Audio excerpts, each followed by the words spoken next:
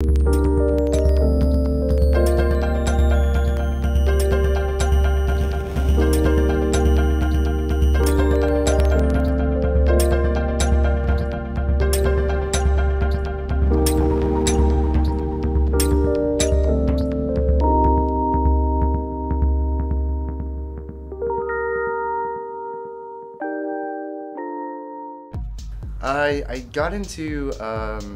got into producing after I got into DJing, and I've been producing music for the last 4.5 years, and it wasn't until recently that I started releasing music in 2009 actually. So I was always sequencing beats in high school, not doing homework, just sitting at home till 4 or 5 in the morning, missing my first classes and almost failing out of high school because I was just sequencing beats in FL Studios of all things, Nice. which was you know, at that time all I had access to. In late 2008, I really upgraded what I was working with, so I stopped using Fruity Loops altogether, and I ended up getting Logic.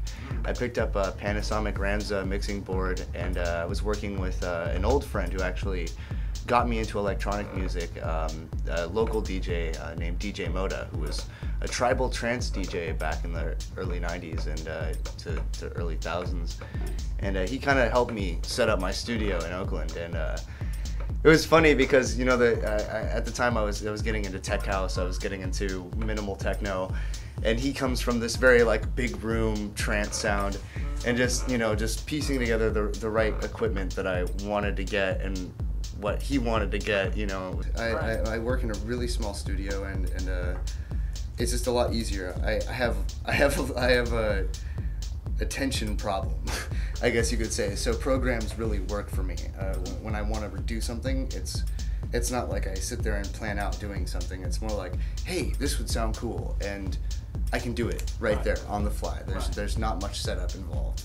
It's just press and go. Right now, I'm using Ableton a lot. I'm using Logic, and what I've been doing is I've been recording a lot of audio. So I record myself speaking. I'll read quotes from rare books and things like this.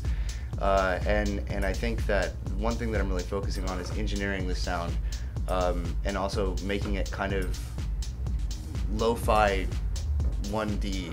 You know, it's not so 3D, but it's very flat sounding, but while using these kind of atmospheric elements. And it's been interesting because in the studio I have Ableton running, I've got Logic running. Up until recently I've been using Axis Virus TI a lot in my music, and my first 2 releases in 2009 I was really using that synthesizer, and recently with Ableton I've just been cutting up little samples, just recording things, sampling them, glitching them out, and then putting them into Logic, and then just saturating them with these effects, and then bringing them back into Ableton, and then resampling them. And it's been a long process.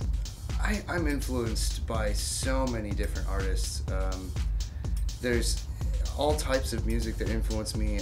Live performances, whether it be a band or a DJ, just something that would grab my attention is something that is really connected to what they're doing. So for example, I was in downtown Oakland a weekend ago, and I saw a band play, and their energy just inspired me. I was like, wow, like, you know, you don't see that on stage. You don't see that from a DJ. You know, a DJ can only do so much dancing around. And it's like a band, you know, it's like your guitarist, your bass player, your drummer, there's sweat, there's all this energy that is just coming like straight out of that. And I think that I used to be in a band in 2007, and a lot of that transferred over to what I'm doing now with DJing and that kind of stuff. I'm influenced by electronic music a lot as well. I mean, I'm really inspired, I guess you could say, by the energy that live music has. And I don't necessarily say that that's the only thing that has influenced me. It's definitely a big motivating factor, and I think, you know, some of the people who are making music, in this area and around the world who are doing more unique things with controllerism and with sound and just trying to innovate and recreate themselves as a live artist. Right. I think that's really where it's going into, you know. Right. It's like everybody wants to be able to play their turntable like a guitar. The more that the younger people have access to it, the East Bay is kind of this hub for electro music, electro and house, and this more commercialized sound. And I think that with the projects that I'm doing right now with Sonus, which is a project we do every Tuesday night, it's a bi-weekly event, and we've started to go out and try and do later night parties, stuff that's not really on the radar to the San Francisco scene. And you know, we've seen our crew, this project, we've all gone to events in Oakland that are just amazing.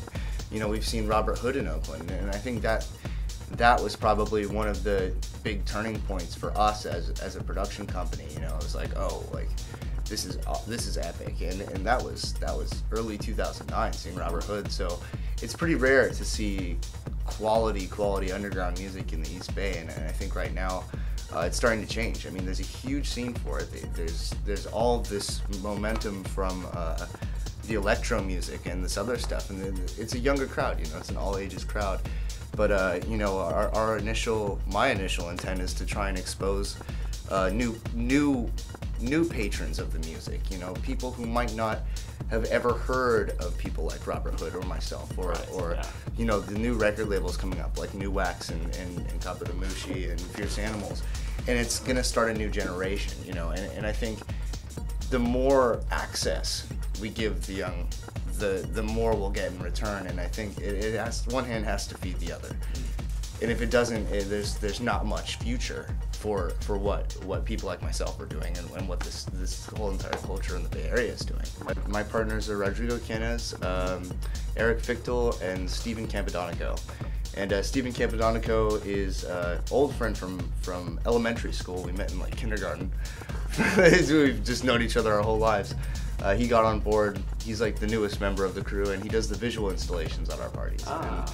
And he's been influenced by the guys who do the visual showcases at Minus shows and stuff like that. So we've got an awesome visual backdrop for our events. And then musically, talent-wise, Rodrigo Canas and I first kind of started work on the project back in 2009. And we got Eric Fichtel involved. Sonus was founded in June 2009 as a random story. Rodrigo was visiting the Bay Area, and I was like, you know, let's put together a party.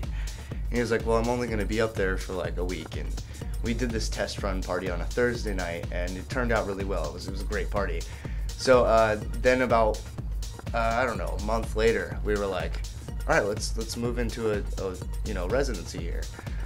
So we started doing residencies in downtown Berkeley. We do our parties at Blake's on Telegraph, and you know, we try our best to bring out new artists, and even old artists who might not ever play to an 18-up crowd from San Francisco. And I think, you know, just the energy of our party and the energy that we put into what each of us are doing musically adds to that. You know, nobody in our crew is just like a DJ.